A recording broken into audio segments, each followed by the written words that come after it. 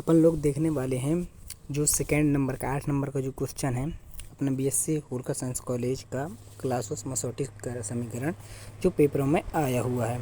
ये पेपरों में आया था ये थर्ड सेम में। तो इस वाले क्वेश्चन को देखते हैं क्या होता है ना इसका सॉल्यूशन। तो क्या है इसका सॉल्यूशन क्या है कि परावैद्युतांक जो पदार्थ होता है उसकी आणविक ध्रुवणता और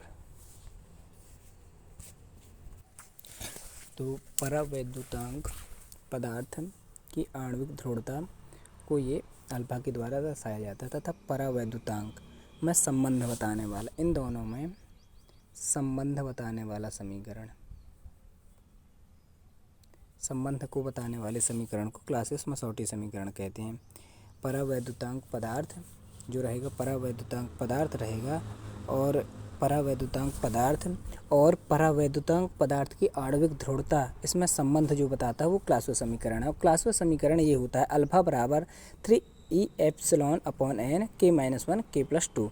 और ये वेरी इंपॉर्टेंट क्वेश्चन है ही, हर बार आता है क्वेश्चनों में। 8 नंबर में इस बार भी आया था, तो इसको तो आपको पढ़ना ही है, पेपर तो आप छोड़ ही नहीं सकते। तो क्या करना है कि अब इसका जब अपने को प्रूफ देखना है तो प्रूफ अपन किस प्रकार से देखेंगे, अपने इसको प्रूफ करना है।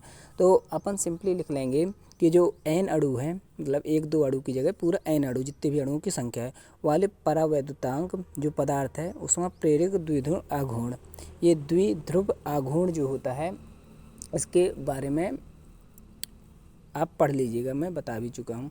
तो द्विध्रुव जो आघूर्ण है वो P इनसे दर्शाते हैं n अल्फा ई लोकल होता है। n अल्फा मतलब ये परावैद्युतांक पदार्थ की आणविक ध्रुवणता हो गई, ये हो गया। और ई लोकल बराबर होता है ये, देखिए ये तो आपको याद ही करना पड़ेगा, इसमें वो कोई नहीं कि याद कराने वाली बात है। ए लोकल बराबर E vector plus P vector upon 3e epsilon होता है। तो इस मान को अपन इसमें रख देंगे, मतलब ए लोकल की जगह, तो ये यहाँ पर इसका मान रख दिया, ठीक है। तो P बराबर n alpha E plus P 3e epsilon हो गया, है ना। ये आपके समझ में आया, ये इतना हो गया। अब इसके बाद P बराबर, देखिए P जो है P का गुणा अंदर n अल्फ़ा का अंदर गुणा कर दिया तो ये इतना आ गया, और इसका गुणा कर दिया तो यहाँ तक हो गया। ये आपके समझ में आया होगा, है ना।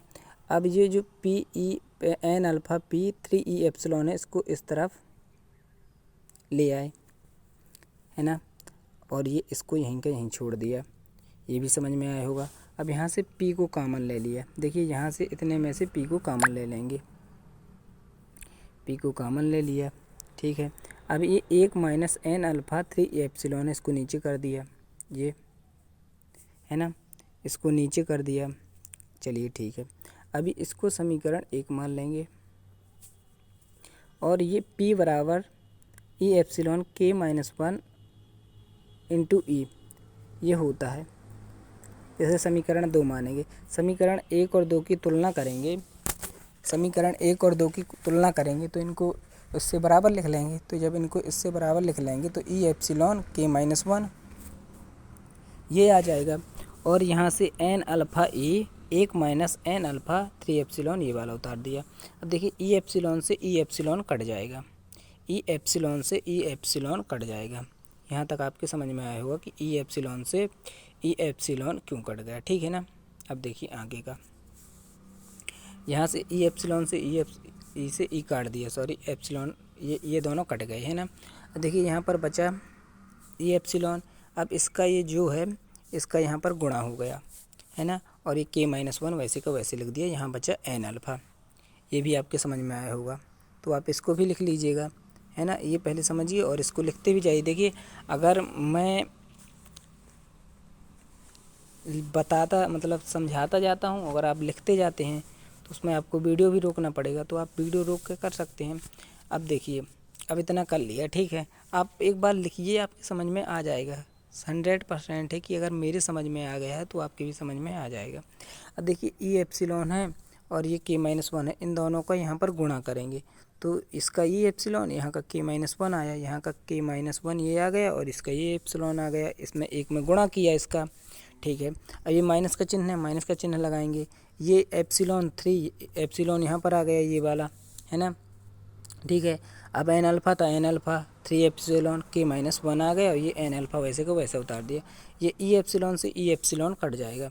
आई होप आपके समझ में आया होगा कि ये ई एप्सिलॉन से ई एप्सिलॉन कट गया, है ना। अब इतना आप उतार लीजिए। अब इतना उतार लेंगे जब, तो अगला देखेंगे। बहुत ही ईजी ये क्वेश्चन है और ये 100% क्वेश्चन आने वाला है इस बार भी पेपरों में।